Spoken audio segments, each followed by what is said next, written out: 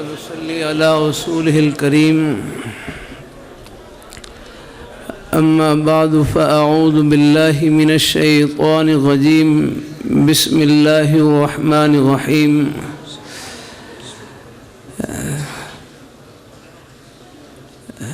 يا أيها الذين آمنوا اتقوا الله وكونوا مع الصادقين. وقال النبي صلى الله عليه وسلم: قل آمنت بالله ثم استقم. صدق الله مولانا العظيم وصدق رسوله النبي الكريم.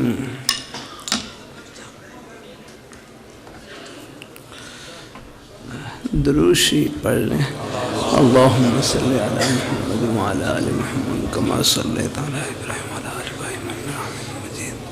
اللهم بارك لنا وعلى إبراهيم وعلى آل إبراهيم إنك حميد مجيد.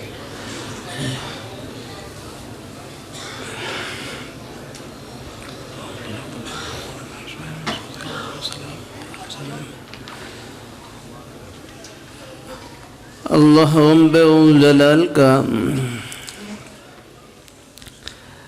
بہت بڑا احسان اور فضل و کرم ہے کہ اس پرفتن دور میں، قرب قیامت کے دور میں، اللہ رب الجلال اپنے دین کی صحیح سمجھ عطا فرما دیں، نیک رستے پر چلنے کی توفیق عطا فرما دیں. یہ اللہ تعالیٰ کا بہت بڑا انعام ہے. نماز کی ہر رکعت میں ہم ایک سورہ پڑھتے ہیں. اس سورہ کا نام کیا ہے؟ سورہ فاتحہ. ہمارے مدارس میں تفسیر کی ایک مشہور کتاب پڑھائی جاتی ہے، بیضاوی شریف. ہمارے حضرت شیخ موسیٰ رحمۃ اللہ علیہ نے 50 جلدوں میں اس کی تفسیر لکھی. وہ چھپی نہیں، 50 جلدوں میں چھپی اور اس کی تفسیر لکھی. قاضی بیضاوی رحمہ اللہ تعالی نے بیضاوی شریف میں سورہ فاتحہ کے 14 نام ذکر کیے ہیں. ان میں سے ایک نام سورۃ الدعا بھی ہے، دعا والی سورت. اور سورہ فاتحہ کے درمیان میں ایک ہی دعا کا ذکر ہے: اہدنا الصراط المستقیم، اہدنا الصراط المستقیم، کہ ہمیں سیدھے راستے پر چلا، ہمیں سیدھے راستے پر چلا. آپ نے ظہر کی نماز پڑھی، ظہر کی ہر رکعت میں آپ نے اپنے لیے یہ دعا کی: اہدنا الصراط المستقیم، کہ ہمیں سیدھے راستے پر چلا. سیدھا راستہ وہ ہوتا ہے جو آدمی کو اپنے گھر پہنچا دے، اپنی منزل پر پہنچا دے. ہماری منزل وہ 7ویں آسمان سے اوپر عرش معلیٰ کے نیچے جنت، گھر وہاں پر ہے. چکوال میں گھر نہیں، جہاں سے جنازہ نکلے وہ کیا گھر؟ گھر آپ کا اوپر ہے یا رکھنا. اللہ تعالیٰ اپنی مہربانی فرمائے، اللہ اپنی بارگاہ میں قبول فرمائے. یہ اکاڑے میں داخل ہوں، اکاڑے میں داخل ہوں. 1-1.5 سال پہلے مغرب کی نماز کے بعد وہاں ایک نئی کالونی بن رہی ہے. وہاں پر ایک مسجد میں ٹوٹی پھوٹی بات چیت تھی. وہاں قریب بستی تھی ہمارے عظیم بزرگ استاد حضرت مولانا محمد امین صفدر اوکاڑوی رحمہ اللہ تعالیٰ کی.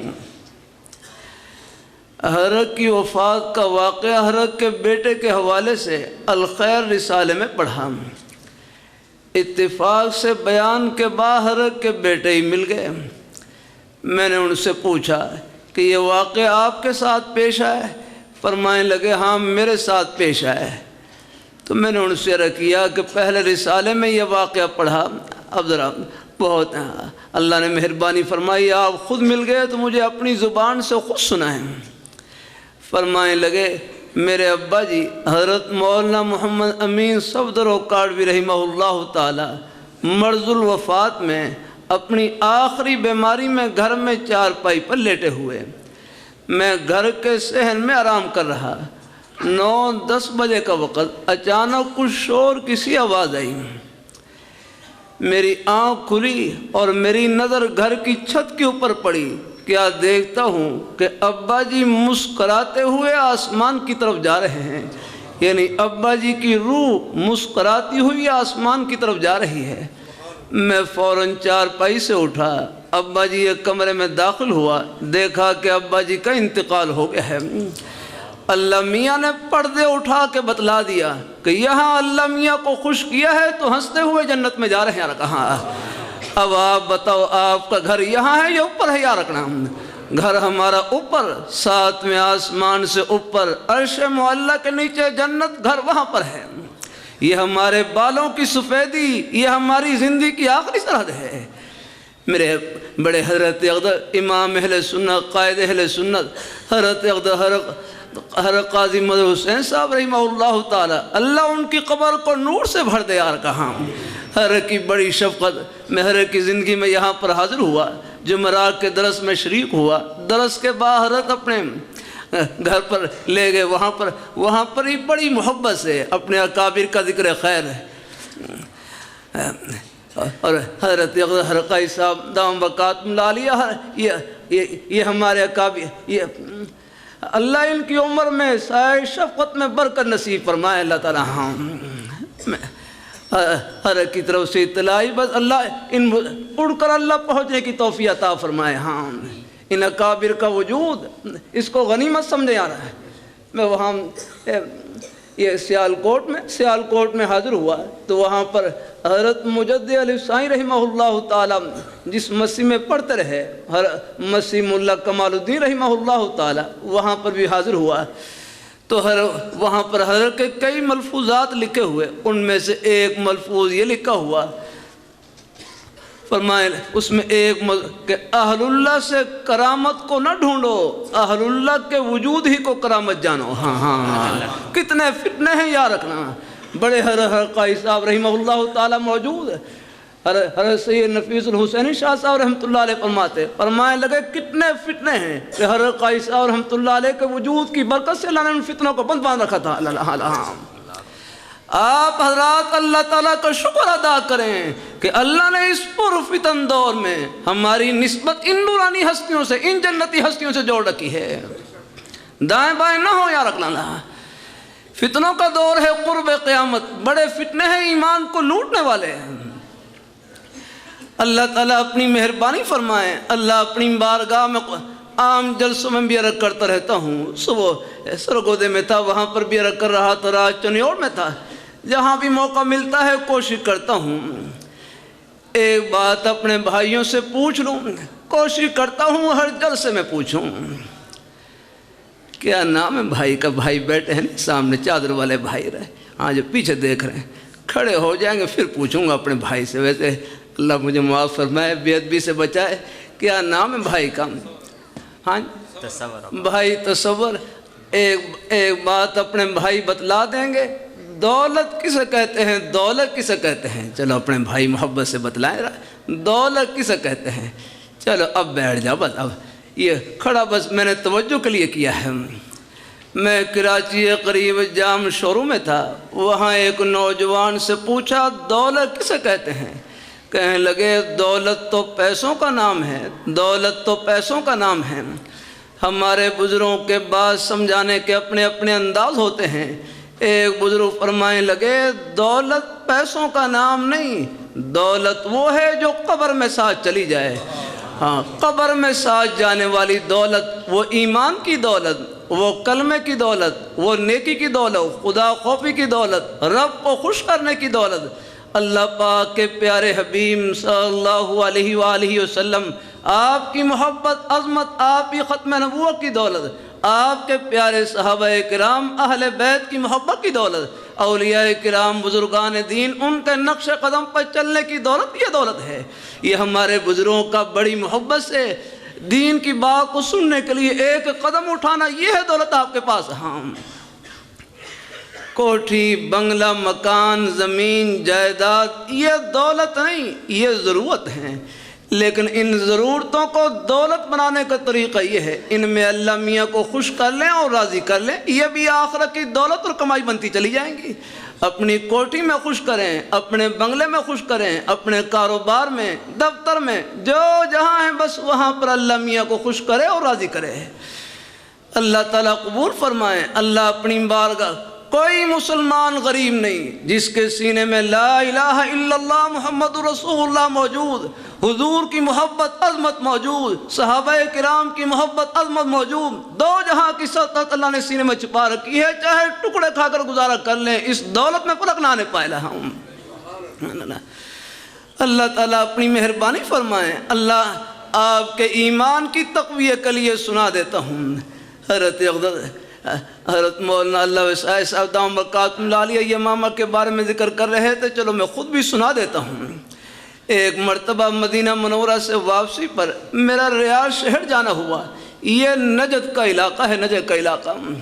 مشکاہ شریف میں جو نجد کا ذکر آتا ہے، یہ ریاض کا علاقہ، آس پاس کا علاقہ، یہ نجد کا علاقہ ہے۔ یہاں سے یمامہ کا میدان 90 یا 100 کلومیٹر کے فاصلے پر ہے۔ ایک طرف بیر معونہ ہے جہاں پر 69 یا 70 صحابہ، قرہ صحابہ کو دھوکے کے ساتھ شہید کیا گیا۔ بخاری شریف میں ذکر آتا ہے قنوت نادرہ اللہ پاک کے پیارے حبیب صلی اللہ علیہ وسلم نے پڑھی۔ تو یہاں سے یمامہ کا میدان 90 یا 100 کلومیٹر کے فاصلے پر ہے۔ تو ہم جمعرات کو فجر کی نماز پڑھ کر روانہ ہوئے۔ تقریباً پونا گھنٹہ سفر کرنے کے بعد اللہ تعالیٰ نے یمامہ کے میدان میں پہنچا دیا۔ یہ وہی میدان ہے جہاں آج سے 1400 سال پہلے صحابہ کرام نے اللہ پاک کے پیارے حبیب صلی اللہ علیہ وآلہ وسلم، آپ کے ناموس، آپ کی عظمت، آپ کے عقیدہ ختم نبوت کا تحفظ کرتے ہوئے 1200 صحابہ کرام نے جام شہادت نوش کیا۔ سب یہیں آرام فرما اور مسیلمہ کذاب کا قلع کما کیا اور جڑ کاٹی۔ ہمارے رہبر تھے ڈاکٹر خالد صاحب، انہوں نے عجیب بات بتلائی۔ فرمائیں لگے یہاں سڑک کے لیے کھدائی کر رہے تھے، کھدائی کے دوران بعض صحابہ کرام کی قبریں ظاہر ہو گئیں، کھل گئیں۔ جب مقامی حضرات نے صحابہ کرام کی زیارت کی تو 1400 سال گزرنے کے باوجود صحابہ کرام کے جسم بھی تر و تازہ، ان کے کفن بھی تر و تازہ۔ اب لگائیں نعرہ لگائیں، اب لگائیں اب خوب۔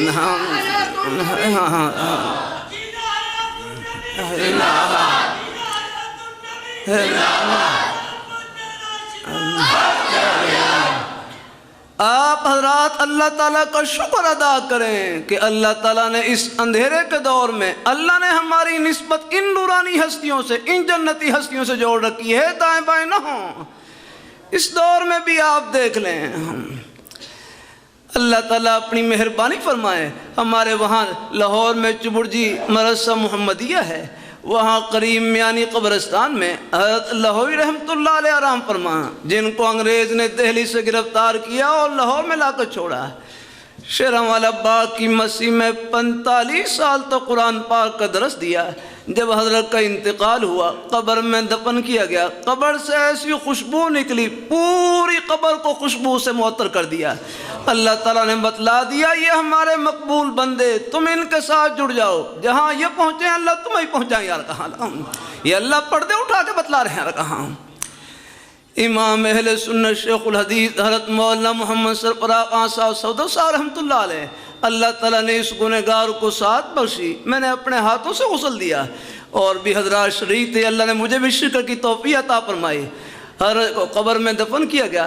ایک آدمی نے خواب میں دیکھا کہ قبرستان سے سانپ بچھو نکل کر جا رہے ہیں۔ پھر میرے حضرت ہیں جامع شفیع کے شیخ الحدیث، ان سے خواب کی تعبیر پوچھی۔ فرمایا اس خواب کی تعبیر یہ ہے کہ اللہ تعالیٰ نے حضرت کی آمد کی برکت سے تمام قبرستان والوں کی بخشی فرما دی ہے یار کہاں۔ کتنے واقعات آپ کو یہ رائے ونڈ کے پہلے سے پہلے اجتماع میں کراچی کے ایک عالم مولانا عبدالصمد صاحب، ان کا انتقال ہوا۔